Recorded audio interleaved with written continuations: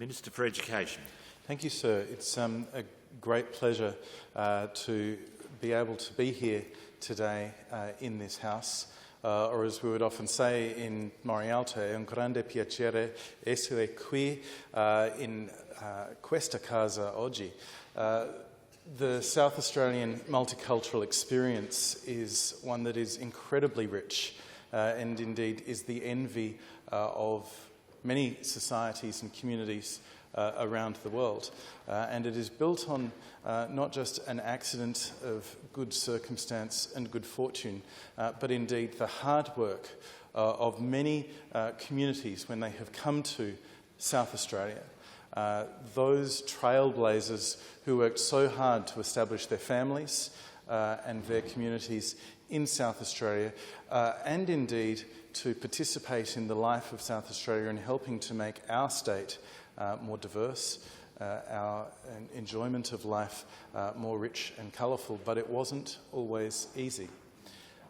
I don't think that rose-coloured glasses about everything in our past necessarily can be only applied. We also need to acknowledge that there were some very difficult circumstances facing different generations of people coming to South Australia at different times. And indeed, some people had to break down barriers with the sweat of their hard work over many years to get to where we are today.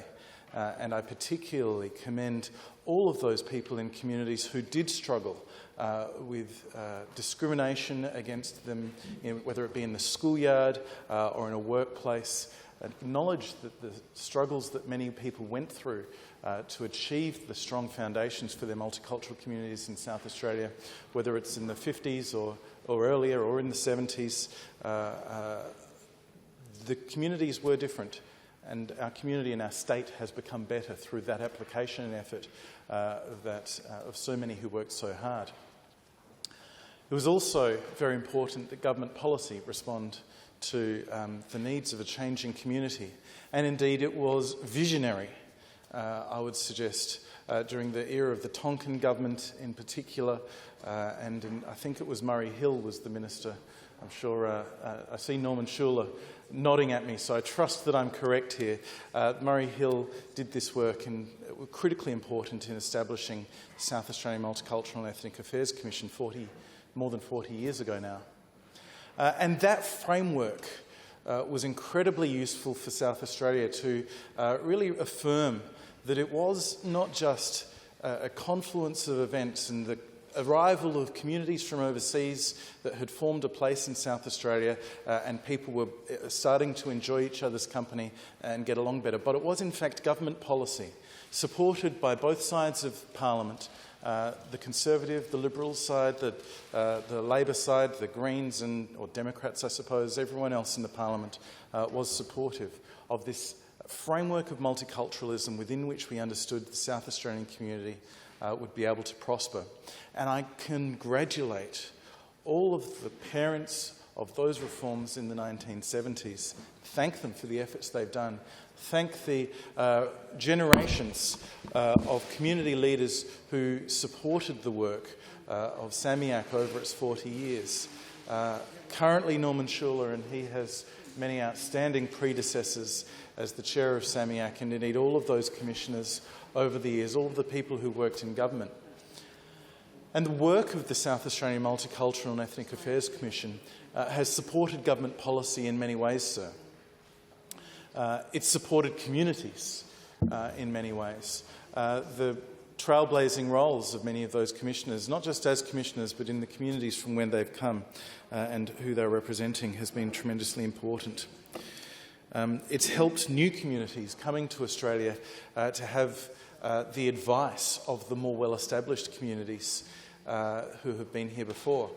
In my own local area, obviously, we have a range of different multicultural communities. My current boundaries include, of course, a town like Lobethal or Lobetal, German for Valley of Praise, where the migrants who came from Prussia in the 19th century, fleeing religious persecution, were able to find a home in South Australia, and eventually those, I think it was 12 families, who were able to, along with their pastor, come to Lobetal and be able to form a community where they could practice their religion freely and they could celebrate their culture, a culture which is still celebrated in the town to this very day, is absolutely tremendous. And it has helped create that region of the Adelaide Hills in the Morialta district to be what it is. Again, I'm reminded that it hasn't always been easy. The Bloomberg Hotel in the town of Birdwood reminds us, of course, that the town of Birdwood didn't used to be called Birdwood. It was called Bloomberg. And indeed, so many communities in response to events happening in Europe, and understandably to some ears, but nevertheless with a certain amount of significant loss, had German drummed out of them at that time. And some of them regained it. Harndorf is again called Harndorf. Birdwood is now Birdwood. We still retain that heritage through recognition of what's happened. The message for us today is that we do actually value that language and that culture for the communities coming to South Australia to be retained. The dominant the dominant multicultural community in my area, certainly under the new boundaries, but even under the old boundaries as well, is of course people of Italian heritage.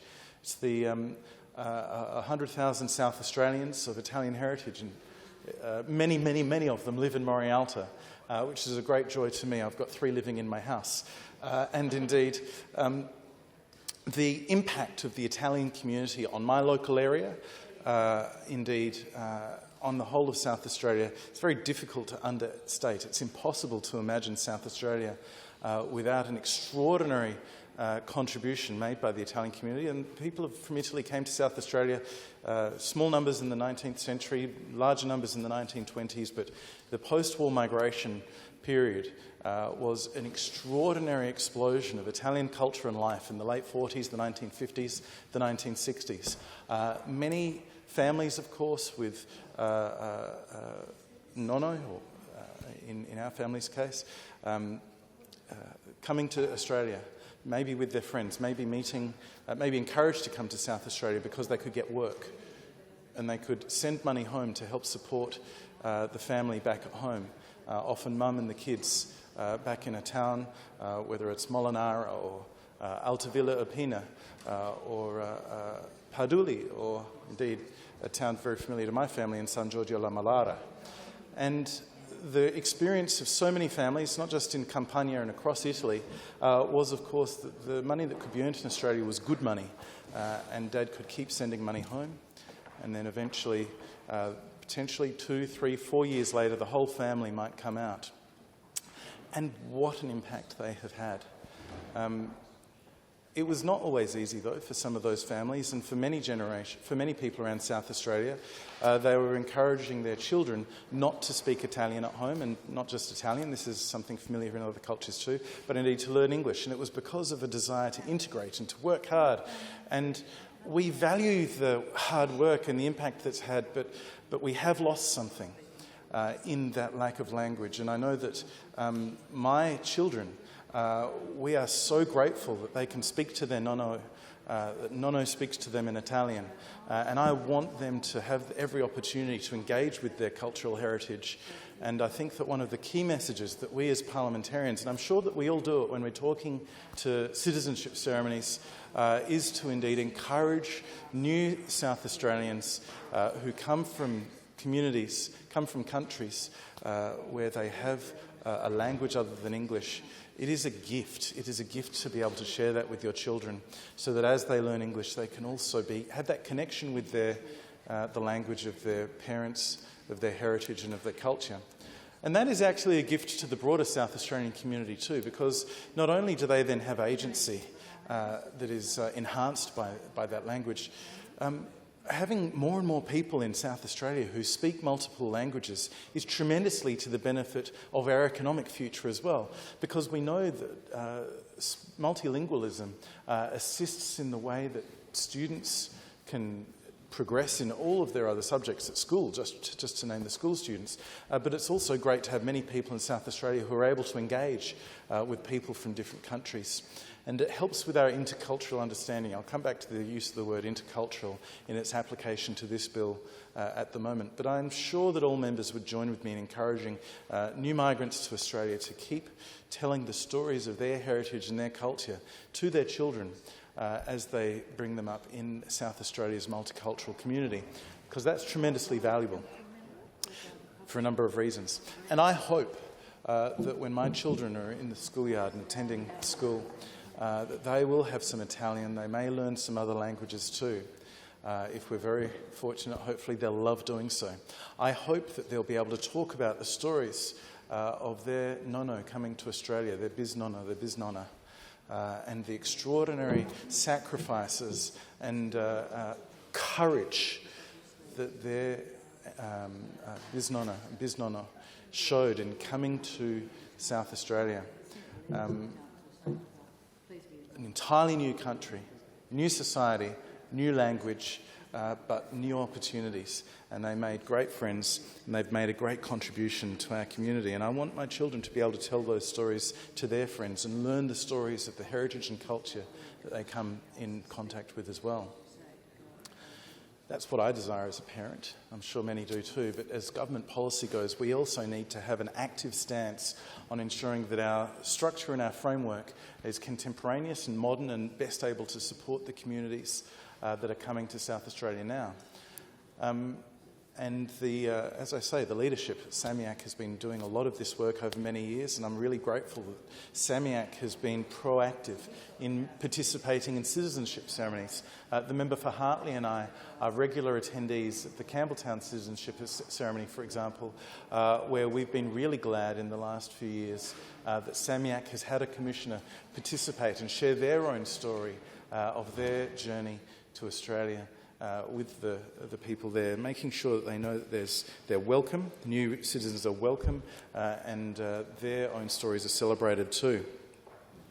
Of course, there are many communities throughout Morialta, not just the German and Italian heritage communities, many people from South Asia, indeed Central Asia, the increasing number of people from Africa we have.